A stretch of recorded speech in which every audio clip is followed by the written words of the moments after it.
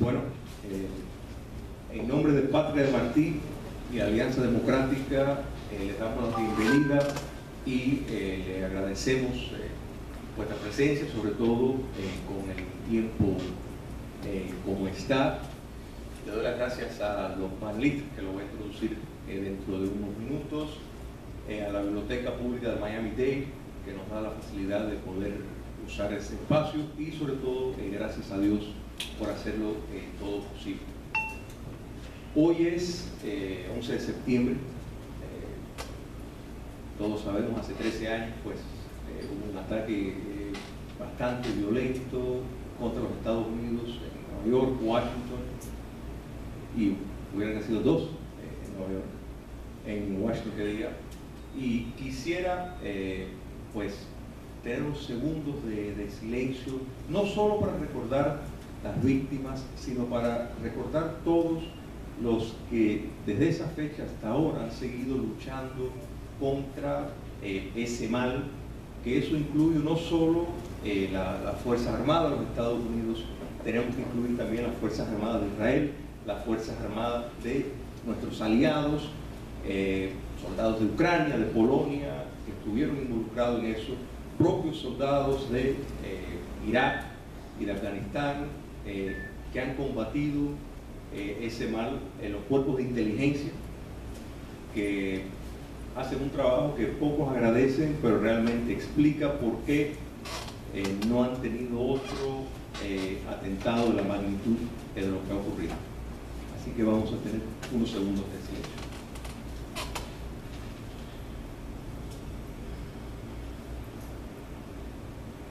Muchas gracias. El mundo libre está bajo una grave amenaza del fundamentalismo islámico y del socialismo.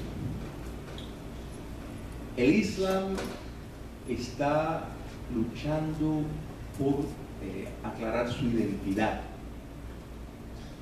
¿Es religión o es una ideología radical? Cuando miramos el Corán con sus 6.237 versos, algunos hablan de paz, de armonía y de tolerancia, pero muchos más hablan de la guerra, hablan de violencia, de intolerancia, de manera de que cuando tomamos eso en cuenta y que la extensión del Islam fue a base de la espada, de la coerción, de la violencia, valga la redundancia, yo creo que uno pues tiene que mirar el problema a fondo. Yo creo que uno de los fundadores de Arabia Saudita nos dio un entendimiento en eso, porque él describió el fenómeno de la civilización de los musulmanes como una coalición de tribus. Una coalición de tribus. Eso es muy importante porque nos deja ver una gran verdad, porque el factor que une al islamismo como civilización es precisamente eso, es una coalición de tribus, que es lo que nos explica por qué una monarquía absolutista como Arabia Saudita, que hoy tiene 30.000 soldados en la frontera con Irak, por si acaso ISIS interviene o invade, sin embargo tolera que sus jeques estén financiando estas operaciones. Y esto es muy sencillo, la legitimidad de esa monarquía se basa en estas coaliciones que incluyen elementos radicalísimos. Entonces, así es como opera el Islam desde su fundación. Eran tribus que guerreaban entre sí, y hasta este momento el buscar la legitimidad, el buscar un espacio donde reclaman el poder, se basa no en la noción de un Estado o de nación, que es un concepto prácticamente moderno, sino en el Islam. Entonces, ¿dónde está el problema? Yo diría que en la noción del entendimiento literal. En otras palabras, si se toma y se entiende literalmente y se aplica literalmente lo que dice el Corán, pues es una cruzada, no por 200 años, sino por mucho más. ¿A qué se puede apelar? Bueno, a que se entienda de una forma mucho menos literal, que se tome en espíritu, en una esencia muy distante, y que se transfiera una búsqueda de acercamiento con Dios sin apego a un libro que, aplicado a la modernidad, realmente no tiene lugar si entendemos lo que quiere decir la libertad, mucho más una democracia, un Estado de derecho. El socialismo, que también ha tenido sus adaptaciones, a producto después de la Primera Internacional, donde el marxismo pues salió como la fuerza predominante, vimos cómo surgieron de esa izquierda corrientes que aceptaron normas democráticas y respeto a la libertad, la socialdemocracia, por ejemplo, más hacia el centro, la democracia cristiana. O sea, que aceptó vivir dentro de un régimen de libertad y democrático. Bueno, eso en el Islam no ha ocurrido. Por eso digo que está en lucha, y el mundo libre tiene que asistir a ese proceso para ayudar a que se encuentre una identificación que sea tolerable para todos. Un mecanismo necesario es la acción bélica, indiscriminada contra el mal. Un frente ideológico. No se está haciendo realmente una campaña ideológica para contrarrestar todas las falsedades que el islamismo radical, con todas sus organizaciones de pantalla, que en el mundo libre nos hacen ver como si fueran personas que respetan determinadas normas, y no es el caso. Y la tercera, en el frente económico. Qatar tiene la base norteamericana militar más grande en el Medio Oriente, en el mundo árabe, mejor dicho, y sin embargo tolera que sus jeques, por la misma razón que lo hace Arabia Saudita, pues estén financiando y dando dinero a estos movimientos. Turquía ha estado haciendo exactamente lo mismo con este nuevo presidente, que por cierto era muy amigo de Al-Assad, y Erdogan, creo que se llama, le dio una recomendación a Al-Assad que bueno, que iba a hacer una cierta transición, y bueno, ahí terminó la amistad, y Turquía pues terminó asistiendo enormemente al movimiento de oposición, pero a la misma vez, ahora están asustados, pero a la misma vez han dado una asistencia extraordinaria a esos movimientos de izquierda. Entonces, ¿cómo eso es posible? De nuevo, volviendo a la noción de la coalición de tribu y la importancia del mundo libre tomar una postura agresiva en el campo bélico, en el campo ideológico y en el campo económico. Se puede creer en Dios y buscar a Dios por diferentes caminos de la religión, tolerando a otros que buscan otras avenidas para llegar a él. Voy a presentar ahora a nuestros panelistas, y también de costumbre tenemos de los que nos... que eso, se me olvidó, creo que no doy disculpa a Orlando, que es autor, y siempre me gusta tener pues algunas obras de ellos por si el público lo quiere adquirir. No, pero en el caso mío no, porque todas están agotadas. Ahora va a salir la 6ª edición de uno de los libros, porque todos los libros míos tienen que buscarlos en Amazon Digital, que es donde único lo puede conseguir en este momento. Te quisiera decir que yo sabía eso, pero... Tú lo sabías. Bueno, y van a estar pues los libros de José Venegas, que acaba de publicar un libro, y la idea detrás de esto es más que nada porque muchas personas después dicen, bueno, pero me gustó cómo piensa, lo que dice, pues para que puedan tener esa extensión. Y también, Roland, a ti no te...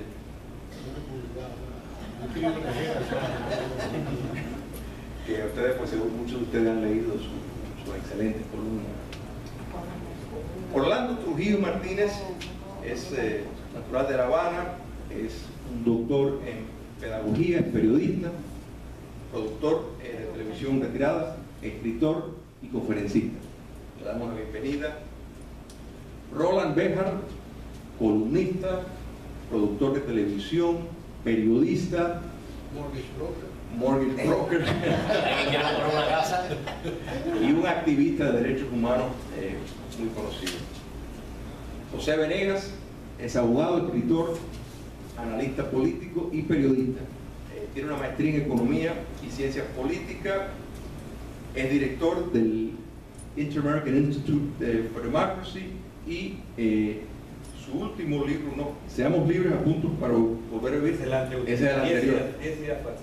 10 ideas falsas, que por cierto, ese libro a mí él me honró cuando la idea surgió entre una conferencia nuestra, que él fue un panelista, y una conferencia que él había estado en México, y precisamente porque no hubo tiempo y tal vez quisimos pensar en el reloj para darles a ustedes la oportunidad de poder intercambiar con ellos.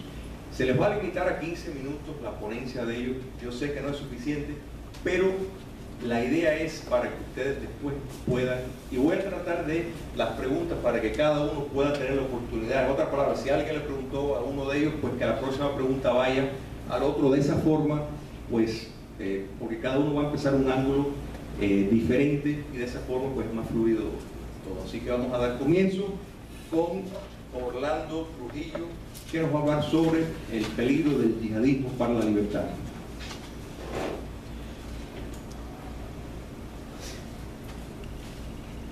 Buenas tardes. Buenas tardes. Ahora. Bueno, después de la introducción o la presentación, vamos a hablar en español, después de la presentación que me ha hecho acá nuestro amigo Chile, yo creo que poco se puede decir, ¿no? Pero voy a tratar. Mire, la pregunta es el peligro del yihadismo. Yo digo que desde el final de la Segunda Guerra Mundial no ha existido un peligro más grande para la civilización occidental que este yihadismo famoso. El problema es muy simple.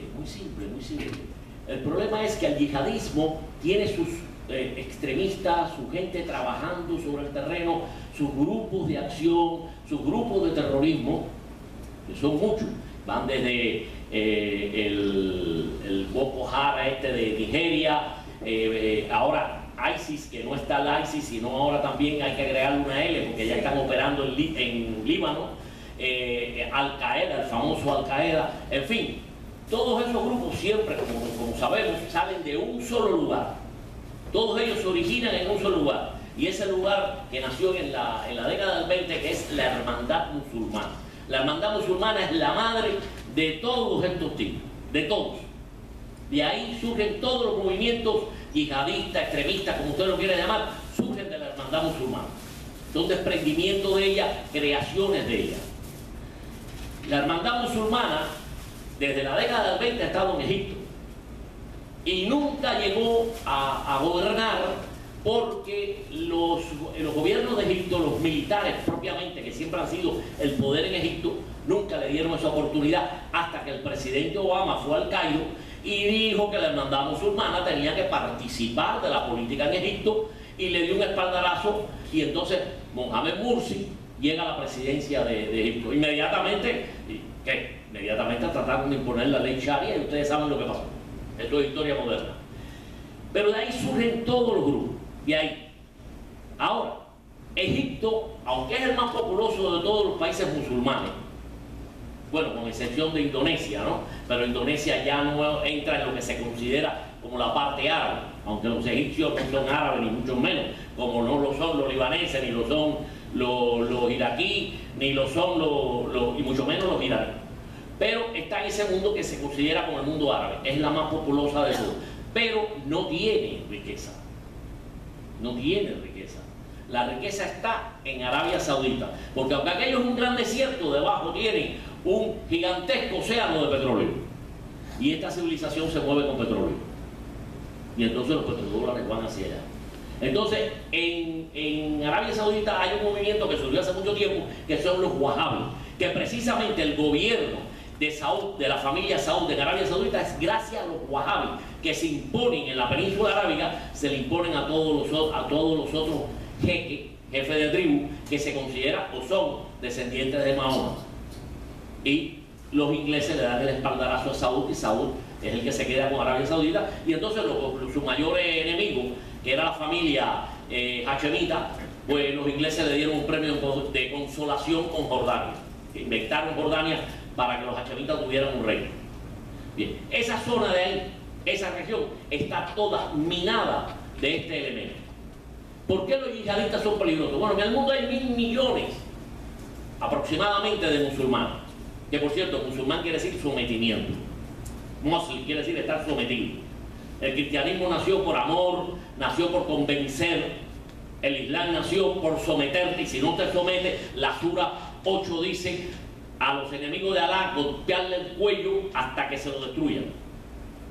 Entonces ellos surgieron por la espada, surgieron por la violencia. Mahoma tuvo la inteligencia de canalizar esa energía belicosa de los beduinos a respaldar su religión, la religión que le había creado. Y de 62 años se propagaron por el mundo entero, llegaron desde las Filipinas hasta España. Y si no siguieron fue porque lo pararon Felipe II, lo paró a las puertas de Viena prácticamente, y Carlos V en la batalla de Lepanto paró los turcos. Si no, se hubieran cogido Europa completa.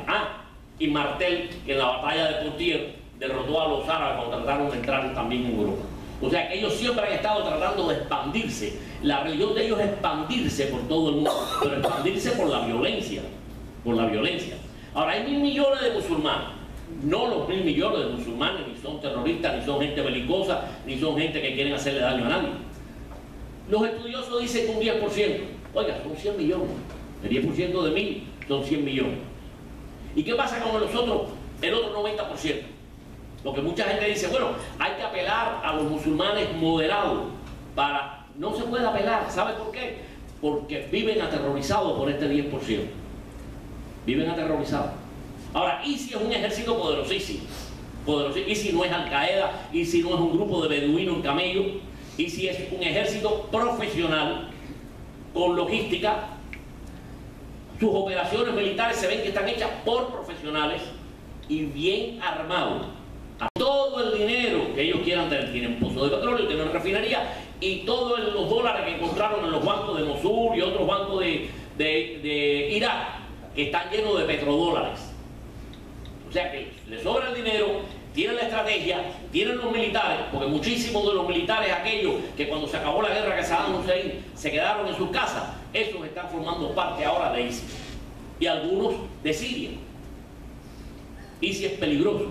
Militarmente es peligroso, muy peligroso, pero más peligroso es el yihadismo que está en Europa y que está aquí en Estados Unidos, no como en Europa. Europa está invadida. 1 de cada 5 franceses es musulmán. El año pasado, según el censo de Bélgica, el año pasado el 52% de los niños nacidos en Bruselas, musulmanes. La ciudad holandesa de Ámsterdam, el 48% de la población de Ámsterdam es musulmana. Europa está invadida, así se puede, invadida de una punta hasta la otra. Hay barrios de París, hay barrios de Marsella, hay barrios de Ámsterdam donde la policía local no puede entrar. Allí gobierna la Sharia. Y todos esos musulmanes que viven allí, viven temerosos y sometidos a estos grupos extremistas. O sea, no se puede contar con ese musulmán moderado, eso es cuento. El presidente habló ayer y habló de armar a los moderados en Siria. No existe.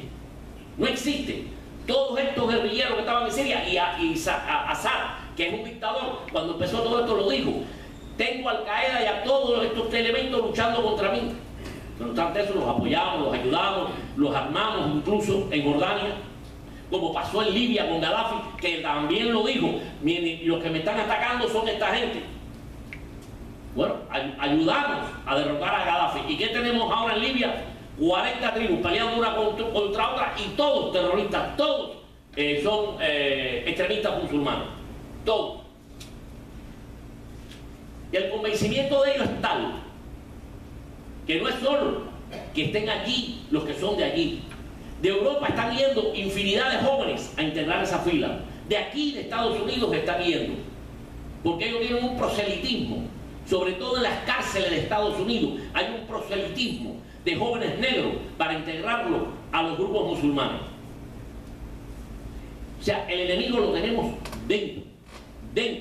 No tenemos solamente que preocuparnos de atacar a ISIS, que eso de atacarlo con bombardeo es un cuento chino. Nunca, nada se ha logrado con bombardear un lugar. Ni Yemen ni Somalia fueron dos fracasos. Nunca se ha logrado conseguir nada. Mientras usted no controla el terreno, usted no tiene nada. O sea que esos bombardeos, aparte, ya Gran Bretaña y Alemania acaban de decir que ellos no van a participar en esos bombardeos. Turquía ha dicho que no va a prestar sus bases aéreas ni va a dejar que ningún avión que vaya a bombardear vuele por arriba de su territorio. Entonces tenemos una coalición gigantesca que no existe, porque realmente hay 9 países y la condición que han puesto para integrarse en esa coalición es que no van a participar militarmente. ¿Qué coalición es esa? Después tenemos a 10 países árabes, supuestamente todos los Emiratos del Golfo. Qatar hace 2 años en Estambul le entregaron $1 billón a la hermandad musulmana. Qatar. Ahora Qatar va a ayudar a luchar contra esta gente. De Arabia Saudita ha salido todo el dinero y toda la logística que han necesitado esta gente. Todos los elementos de Al Qaeda, los jefes de Al Qaeda salieron de Arabia Saudita, empezando por Obama y Bin Laden. Entonces esos son nuestros aliados, esos son con los que nosotros vamos a luchar. Esa es la gente que nos va a defender a nosotros. Estamos muy mal, estamos metiendo la zorra en el gallinero. No, nosotros solamente podemos defender a Occidente tomando una conciencia de que esto es una lucha de civilización. Lo demás es cuento, lo demás es políticamente correcto. Y es totalmente políticamente incorrecto. Cuando los musulmanes trataron de apoderarse de Europa, lo detuvo las cruzadas, detuvo la expansión musulmana. Pero ¿sabe qué pasaba? Que en aquel momento los europeos tenían fe, en aquel momento los europeos tenían propósito, tenían voluntad y estaban dispuestos a morir por sus ideas, que es lo que están dispuestos esta gente. En este momento Europa no tiene columna vertebral. No tiene columna vertebral. Tenemos el ejército danés que le da redecilla a los soldados para que se puedan arreglar el pelo. Esto es lo que tenemos en Europa. Una desmoralización total a nivel incluso militar. La OTAN no existe. La OTAN, Inglaterra se ha quedado sin portaaviones, ya no tiene portaaviones. Las tropas cada vez menos. Y la OTAN se ha convertido en una organización de negocio y comercio.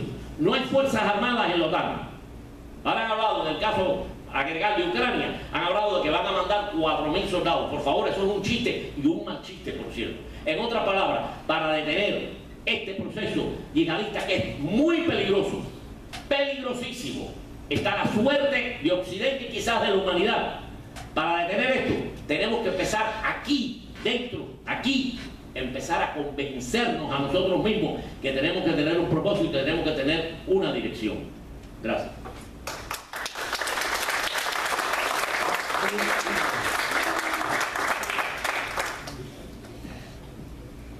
Me ha deprimido.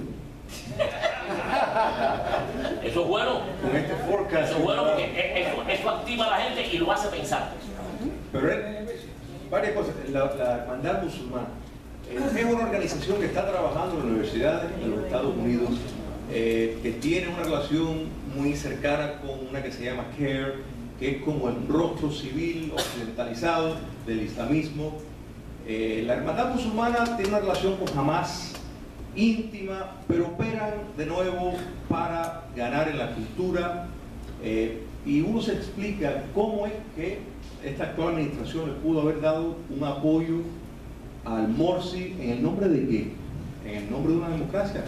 No es posible, porque nos tenemos que recordar que Hitler llegó por la democracia, igual que Mussolini. Así que y concuerdo que es probablemente más peligroso incluso lo que representa ISIS.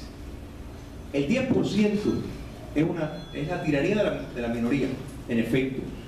Por eso es que esta guerra tiene que ser no solo bélica, sino ideológica y agresiva, para precisamente promover para darle alimento a esos que podrían enfrentarse a ese 10%. El problema es que los Estados Unidos es un aliado poco confiable. Eso es una lamentable realidad y uno lo ve constantemente. Y la diáspora es precisamente el enfoque principal de los jeques del Medio Oriente, o sea, la diáspora musulmana, porque ya están viviendo en el occidente. Van a universidades, a colegios del occidente. Es el lugar más oportuno para ir sembrando para largo plazo, desde adentro, y eso lo estamos viendo con el socialismo también, desde adentro, quebrar las instituciones y lograr el propósito de la dominación total. Le quiero presentar ahora a Roland Béjar, que nos va a hablar sobre Israel, aliado indispensable para el mundo libre.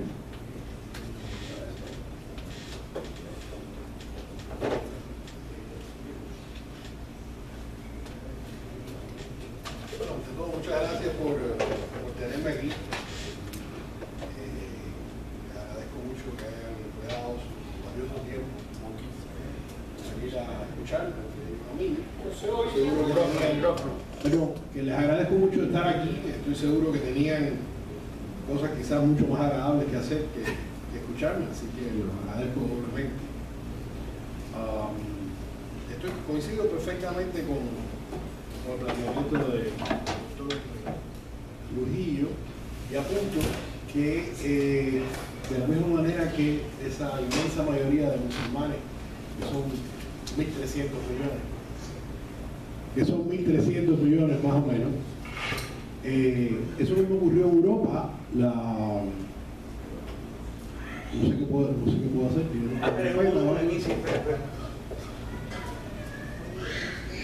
Él canta también.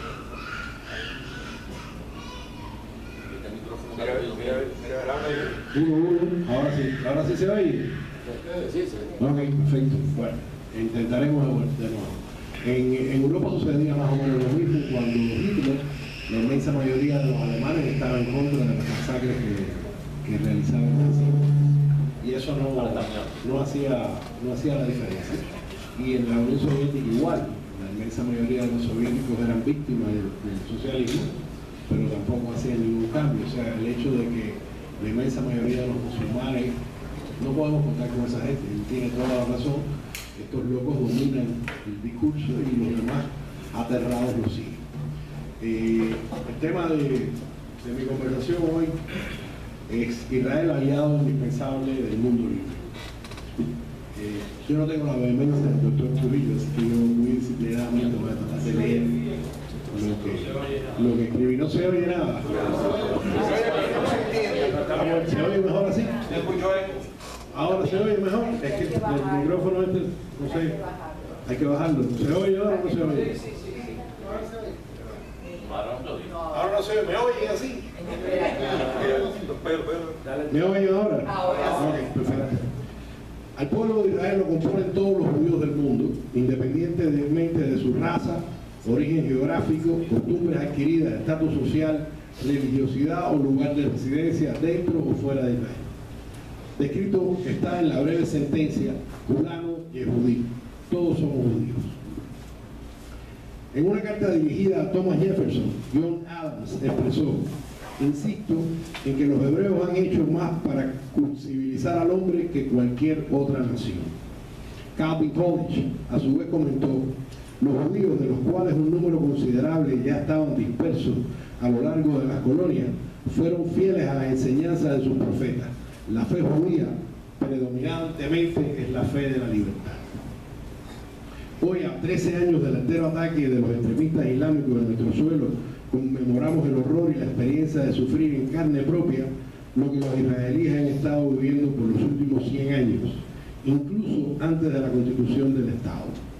La guerra contra el terrorismo es la guerra de todos, en la que Israel es nuestra punta de lanza, a la cual tenemos mucho que agradecer y de la cual tenemos mucho que aprender. A diferencia de los infundios y mentiras que durante siglos se ha difundido sobre el apego de los judíos al dinero y a los bienes materiales, nuestros libros de instrucciones, o sea, nuestros códigos y tradiciones, establecen constantemente la responsabilidad social y la ayuda a los más indefensos, como los pobres, los niños y las viudas. Tikkun Olam, lo que en español significaría algo así como reparar el mundo, es la práctica que a esto lleva. Esta práctica, que no solo se considera obligatoria desde el punto de vista religioso, es también un método para conseguir el mejor funcionamiento de la sociedad. Dicha práctica ha venido para connotar la acción social y la búsqueda de la justicia social, aunque algunos le confieren una dimensión aún mayor con respecto a la reparación del mundo. No se oye bien. ¿Por qué no se separa más el micrófono? ¿Aquí me oye mejor? Sí, por favor. Ah, sí, ok, perfecto. De cerca, no, ese micrófono tiene un efecto, tiene que mantener. ¿Me oye bien así ahora? Sí. Ok, perfecto, entonces lo hago así. No se acerque. No me acerco. Me voy a poner aquí para no acercarme. A esta distancia, ¿está bien? Perfecto. Ok, voy a cantar una ópera. Ok. De ahí que muchos atribuyen los aportes del pueblo judío a la humanidad y en particular al desarrollo de Occidente al simple mandato del Tikkun Olam: reparar en lo posible el mundo. En resumen, que el resultado de la suma de nuestras buenas acciones tiene como consecuencia la obtención de un mundo mejor reparado. El Estado de Israel en sus primeros años de existencia fue liderado por dignatarios como Ben-Gurión y Golda Meir, quienes, basados en el principio de Tikkun Olam, creían que las relaciones internacionales entre las personas deberían cimentarse en la igualdad, la solidaridad, la fraternidad y la asistencia mutua en todas las esferas de la vida, sea económica, social o científica. En 1956, incluso antes de la creación del Estado, Golda Meir hizo un recorrido a través de diferentes países africanos, poco después de estos alcanzar su independencia. Y tanto le conmovieron las realidades que palpó, que regresó a Israel convencida del papel que debía jugar su país en cooperar en el campo de la salud, la educación, la desnutrición, la situación de las mujeres y la explotación de los recursos naturales. El capital inicial era el dominio de la técnica y los conocimientos que los israelíes habían conseguido en los últimos 100 años, aún bajo el mandato otomano y británico. Ese compromiso de Golda Meir hizo nacer en 1957 lo que hoy es toda una agencia internacional de cooperación y desarrollo que opera en diversos países de África, Asia y América Latina, llamada Mashaf, Agencia Israelí de Cooperación y Desarrollo, como una división especial dentro del Ministerio de Asuntos Exteriores de Israel. Mashaf ha formado a más de 200.000 trabajadores internacionales que han viajado a decenas de países para ayudar con la medicina, la agricultura, el alivio de desastres y otras muchas cuestiones. Siguiendo esta tónica, los israelíes y los judíos de la diáspora, a pesar de su diminuto número con respecto a la población mundial, han podido, luego de la horrible experiencia del Holocausto, erguirse como pueblo y realizar importantes aportes en todas las esferas de la vida y el desarrollo de Occidente, desde todos los rincones del mundo y particularmente desde el pequeño en dimensiones Estado judío de Israel. No es un accidente que el teléfono celular, imprescindible en nuestros tiempos, haya sido desarrollado por primera vez en la planta de Motorola de Israel, porque los sistemas operativos Windows NT y XP fueron desarrollados por Microsoft Israel y que la tecnología Pentium MMX fuera diseñado por Intel en Israel, porque tanto el microprocesador Pentium 4 para computadoras de escritorio o el procesador Centrino para ordenadores portátiles se hayan diseñado por completo y desarrollados y producidos en Israel. El programa de ICQ, que es la base tecnológica para American Online Instant Message, fue desarrollado en el 96 por 4 jóvenes israelíes, precursores de lo que son hoy nuestros mensajes de texto, de los que no podemos prescindir. Israel produce más documentos científicos por habitante que ninguna otra nación por un amplio margen, 109 por cada 10.000 personas, así como una de las más altas tasas de patentes presentadas en todos los años. Desde el punto de vista per cápita, Israel tiene el mayor número de nuevas empresas tecnológicas. 24% de la fuerza laboral israelí tiene títulos universitarios, ocupando el tercer lugar en el mundo industrializado después de Estados Unidos y Holanda. Y el 12% tiene grados avanzados, doctorados, másteres. Científicos israelíes desarrollaron la primera instrumentación de diagnóstico totalmente informatizado sin radiación para el cáncer de mama.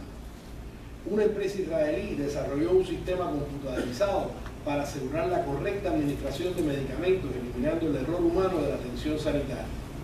Importantísimo esto, cada año en los hospitales de Estados Unidos 7.000 pacientes mueren a causa de errores de tratamiento. Israel desarrolló la PillCam, que es la primera cámara de video ingerible, que es tan pequeña que cabe dentro de una píldora y se utiliza para ver el intestino delgado desde dentro. La cámara ayuda a los médicos a diagnosticar el cáncer y los trastornos digestivos. Investigadores israelíes desarrollaron un dispositivo que ayuda directamente al corazón a bombear sangre a través de un sofisticado sistema de sensores. Una compañía israelí fue quien primero desarrolló e instaló una planta de generación de electricidad con energía solar plenamente funcional a gran escala en el desierto de Mojave, aquí en California. El primer software antivirus fue desarrollado en Israel en 1970. Las más importantes agencias policiales del mundo, esto es una cosa muy importante en la guerra contra el terrorismo, utilizan las tecnologías israelíes para controlar voces y mensajes de los teléfonos convencionales y celulares, y así como los correos electrónicos. La empresa israelí Teva es la compañía farmacéutica de genéricos más importante del mundo. Una nueva tecnología de implante en el cerebro se ha desarrollado en Israel para reducir el riesgo de accidentes cerebrovasculares al desviar los coágulos de sangre lejos de las áreas más sensibles del cerebro. La empresa israelí ELTA es responsable de la primera aeronave civil del mundo equipada con tecnología diseñada para proteger a los aviones de un ataque por misiles. Otra vez, incide Israel en la lucha contra el terrorismo. El sistema DRIP de riego, casi todo el mundo conoce, se basa en el uso de tubos de plástico que liberan pequeñas cantidades de agua para los cultivos. Fue desarrollado por un ingeniero israelí, Simha Blas, en la década del 70. La invención causó una revolución en la agricultura. Fruto de sus investigaciones en la Universidad Hebrea, se está llevando el desarrollo de un brazo robótico que puede responder a los comandos del cerebro de una persona paralizada. Dos investigadores israelíes están trabajando en la generación de moléculas que maten el cáncer, que reconozcan las células cancerosas y reaccionen de forma agresiva sin afectar a las células normales. Investigadores israelíes desarrollaron una terapia con células madre de la médula ósea de un paciente para producir un producto químico faltante que permite la restauración del movimiento motor.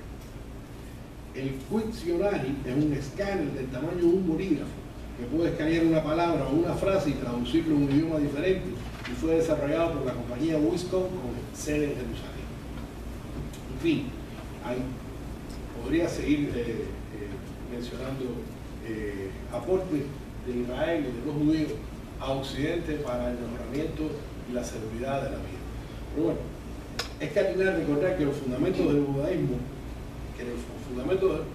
se considera la libertad de expresión de tal importancia que se respeta la misma hasta el punto de mantener como práctica el análisis y discusión incluso de los textos de la Torá. Quizás por no practicar el proselitismo, por haber sufrido en carne propia la persecución religiosa a través de la historia, los judíos entienden, respetan y aceptan la diversidad. Preconizan la libertad del individuo de creer en lo que prefiera y de practicar la religión de su predilección. La consecuencia es que en Israel y el pueblo judío en general entienden, aceptan y respetan y promueven el derecho inalienable de todo ser humano a la libertad y que ningún Estado o gobierno pueda arrebatarse. Han dado prueba de ello a través de los siglos en todas las épocas y la cultura. De hecho, los 10 mandamientos originales, en conjunto con las 613 reglas que gobiernan la vida judía, conforman un código que modera este ejercicio de la libertad en diversos campos y de hecho dan base a los sistemas jurídicos que nos permiten vivir civilizadamente, protegiéndonos a unos de los otros. Ejemplo de esto lo vemos con el uso de la palabra, que demanda abstenerse de la calumnia y de la injuria verbales a otras personas y el respeto a la propiedad privada, premisas estas imprescindibles para el ejercicio de la libertad. Hago hincapié en el respeto de la propiedad privada que el judaísmo defiende como elemento imprescindible para el logro de la libertad individual. Muchas religiones y filosofías ven y identifican a la pobreza y a la renuncia a la riqueza como el único camino moral para alcanzar la espiritualidad y la bondad. El judaísmo no condena el deseo de superación individual, incluyendo el económico, como un comportamiento humano que debería ser erradicado. Todo lo contrario, Israel es el vivo ejemplo de los resultados de los esfuerzos individuales de sus ciudadanos bajo un Estado de Derecho elegido y gobernado democráticamente, donde nadie está por encima de la ley.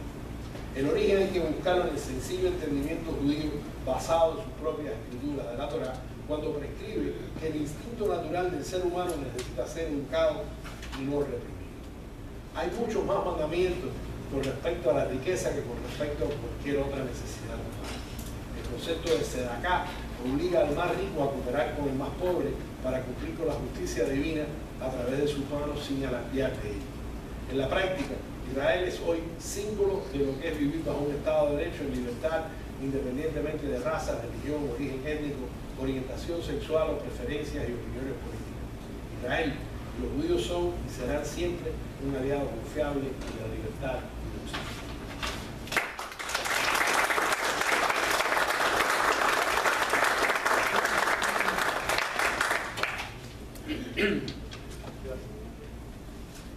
Muchas gracias, Roland.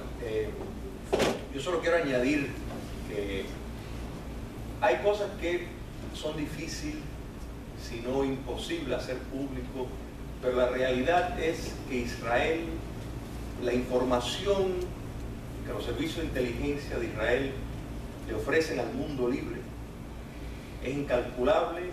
Nunca la sabremos porque eso son esas cosas, son esos héroes que nunca se van a hablar, pero pueden estar seguros que si aquí en los Estados Unidos no ha habido otro ataque, Israel ha tenido una parte muy importante en eso. Y como les digo, es uno de los, no se llevan la noticia. Es muy lamentable lo que ha estado pasando en Gaza, cuando personas que deberían saber mejor pues han salido en defensa de Hamas, cuando la Fuerza de Defensa de Israel ejerciendo una prudencia extraordinaria contra un enemigo implacable en el terror, porque Hamas lo que busca es la victoria política, no militar. Y lamentablemente cuando vemos tantos en el mundo libre pues servir de papagayos de organizaciones de terrorismo, es muy lamentable, pero nosotros aplaudimos a Israel y el servicio que le ofrece a la libertad. Ahora José Venegas nos va a hablar sobre metodologías nuevas que usan estos movimientos de subversión, no solo el islamismo radical, sino el socialismo, para subvertir el orden en la democracia. José.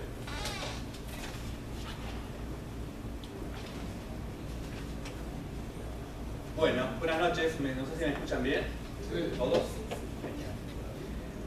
Gracias a Patria Martí por haberme invitado. La última vez que vine a poner acá, como decía Julio, era sobre estas ideas falsas que favorecen al despotismo. Como no pude terminar, tuve que escribir un libro, así que voy a tratar de ser breve.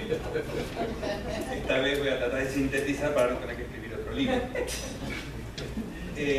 Hay una filósofa que a mí me gusta mucho, que se llama Ayn Rand, que es autora de un gran libro que les recomiendo leer, que se llama La Rebelión de Atlas, que dio en el año 1974 un muy famoso discurso en la Academia de West Point. El discurso se titulaba Filosofía, ¿quién la necesita? ¿No? Es curioso hacer un discurso de esta naturaleza ante soldados. Y a mí me parece que este episodio y la situación actual, estos conflictos en Medio Oriente, estos grupos terroristas y todo esto que tanto nos preocupa a todos, y lo que se ha discutido muy bien en las exposiciones anteriores, viene muy bien para tratar de responder a algunas de las cuestiones en las que estamos metidos de manera muy inadvertida. ¿Qué es lo que decía Ayn Rand a los soldados? Decía, digamos, el contenido del discurso, que está en un libro también que se llama igual Filosofía, que lo necesita, que tiene otros ensayos, es que justamente aquel que no tiene idea de que necesita la filosofía es el que más la necesita. Y los soldados de los Estados Unidos tienen que entender cuáles son los valores y las cosas por las cuales están peleando, en definitiva. Un soldado también tiene que tener una posición filosófica, ¿no?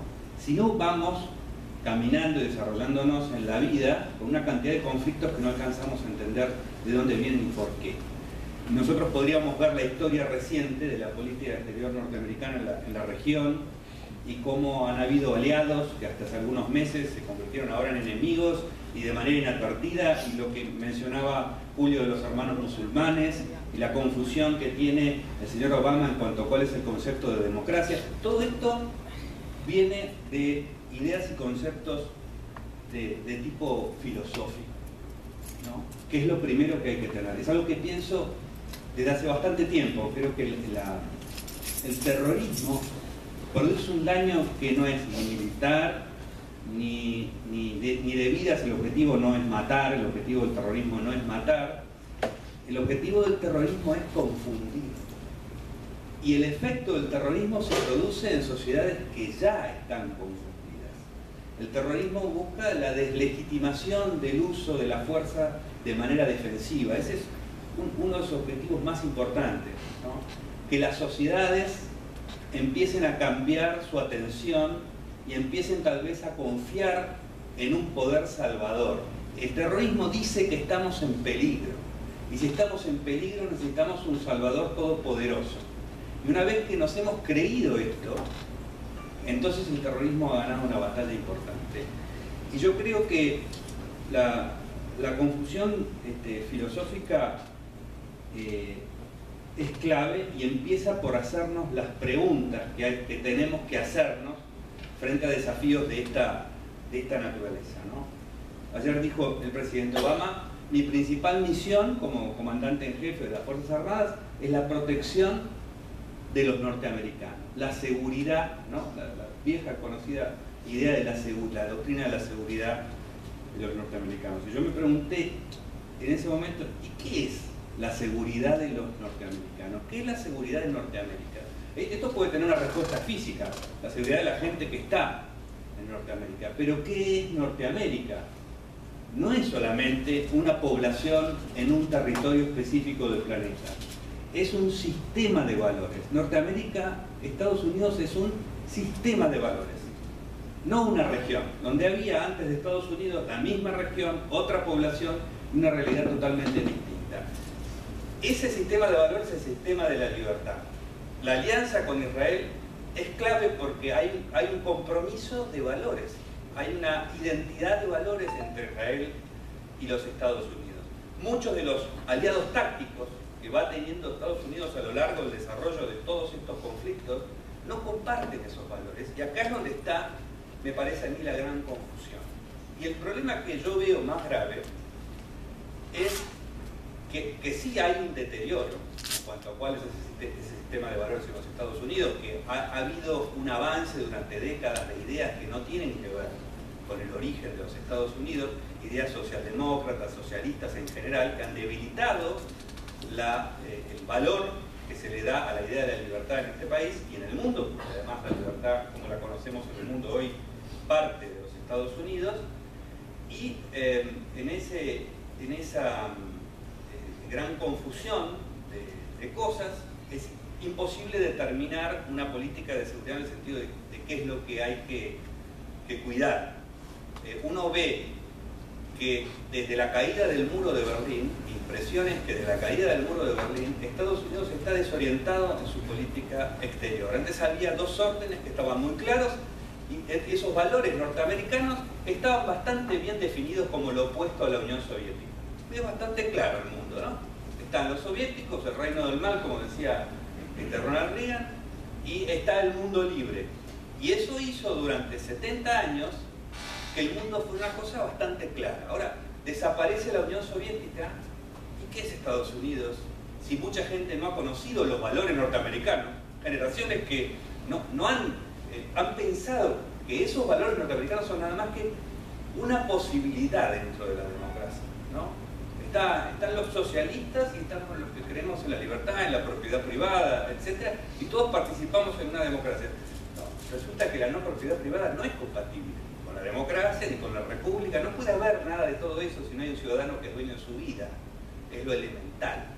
No se vota para ser esclavo o no esclavo. No se vota para decir si tengo o no tengo derecho de propiedad. Si no tengo derecho de propiedad, soy esclavo. Cuando sale el esclavo de la plantación, lo que hace es adquirir derecho de propiedad. Entonces esto no puede ser una parcialidad. Claro, tenemos al mundo de la Unión Soviética enfrente, entonces ellos nos obligan a ser como tenemos que ser por oposición. Pero cuando no está, sabemos cuáles son los valores norteamericanos. Y a mí me parece que uno de los serios problemas que nos vamos a encontrar en Medio Oriente es esta confusión y haber convertido, por no haber una adaptación, me parece a mí, a ese nuevo mundo. Hay una generación de políticos, me parece a mí, en Estados Unidos y en Europa bastante mediocres, en América Latina ni hablar, eso ya no es mediocridad, es otra cosa, es fracaso directamente, pero esa mediocridad es producto de no tener una respuesta general al problema, de la violencia, de la defensa. Israel resulta que fue cuestionado por el ejercicio de su derecho de defensa y poca gente que yo conozca sabía responder en qué consistía el derecho de defensa de Israel. Por ejemplo, cuando tenía que contestar a misiles que eran lanzados desde un hospital. Está matando inocentes. Entonces, no está bien. En la guerra no está bien matar inocentes. No está bien matar a nadie.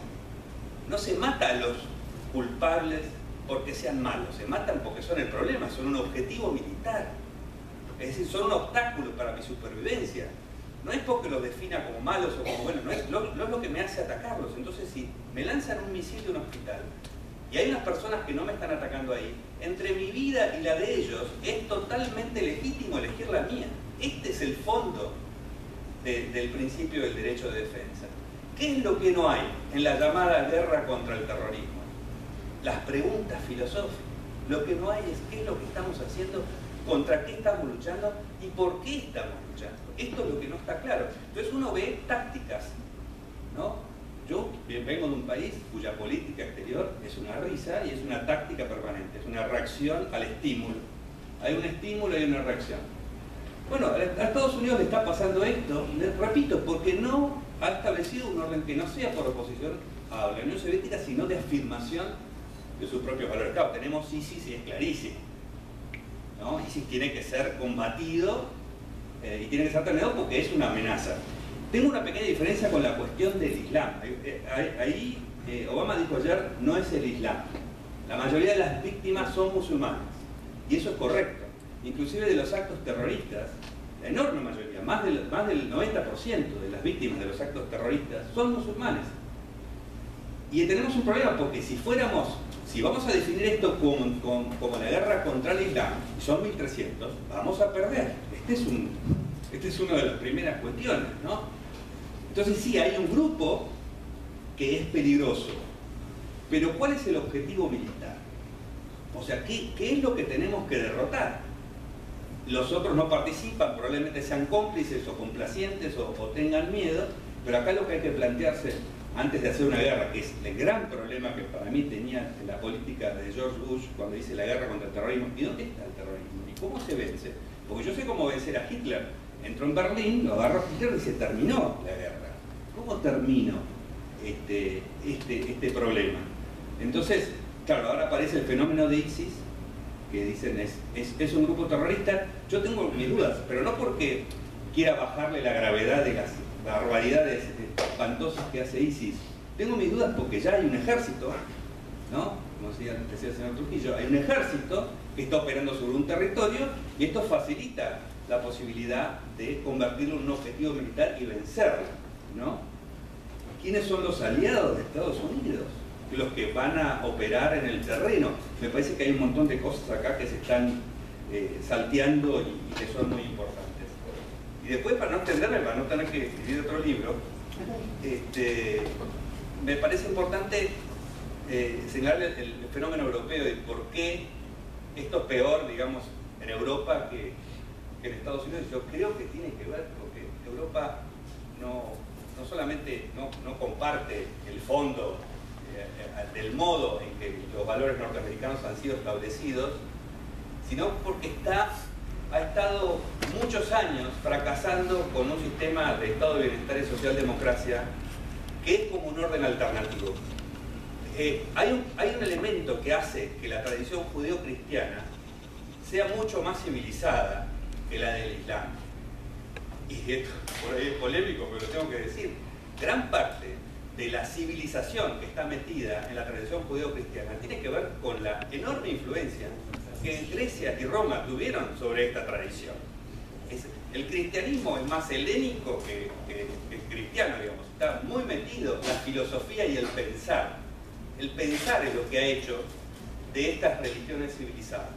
Y el otro, el Islam, no tuvo un contacto con Grecia y Roma, por tanto esta cuestión del pensar no está tan presente y es muy difícil que aquí adquieran las características que tenemos nosotros, pero si uno va a la Biblia puede contar cosas espantosas también, ¿no? que hoy no se escandalizaría, pero bueno, hemos pensado y hemos encontrado unas interpretaciones creativas como para no tener que aplicar esas cosas. En Europa, digo, está esto peor porque lo que es muy peligroso, estas tres religiones son las tres monoteístas, ¿no? El monoteísmo tiende también a la centralización del poder, a buscar un salvador, hay un salvador, y eso es una característica importante de nuestra cultura, por lo cual también se desarrolló el totalitarismo en nuestra cultura, ¿no? Ahora, el problema es que si nosotros tenemos un sistema racional político de vida que está basado en el derecho propiedad, en el esfuerzo del trabajo, no en esperar que se nos regalen cosas desde el cielo, sino en el propio esfuerzo de cosas que hay que hacer y que hay que lograr.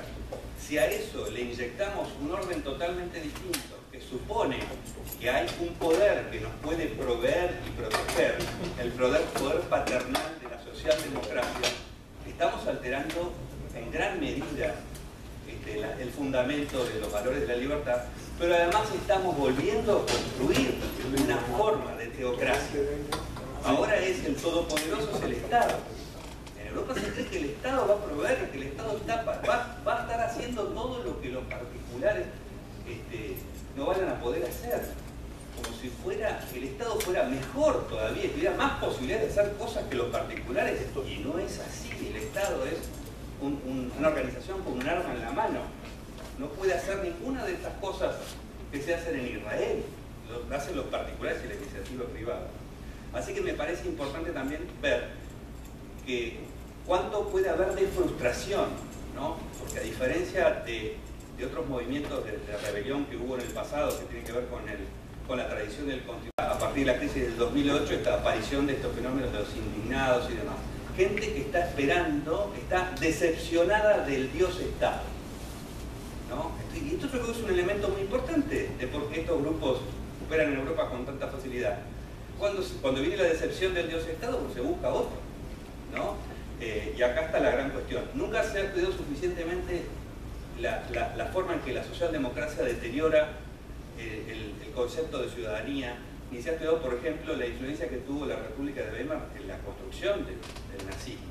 Sin el nazismo, sin la República de Weimar como antecedente, yo creo que no hubiera sido posible el nazismo. Entonces, lo que quiero para finalizar es, yo veo esto como un gran problema de falta de preguntas, de falta de respuestas. Creo que el terrorismo tiene que ser enfrentado pensando muy bien en el problema filosófico y teniendo muy claro cuáles son los valores en juego, para después establecer una estrategia y para no morir en la táctica, que es, me parece a mí, uno de los grandes desafíos que tenemos en este momento.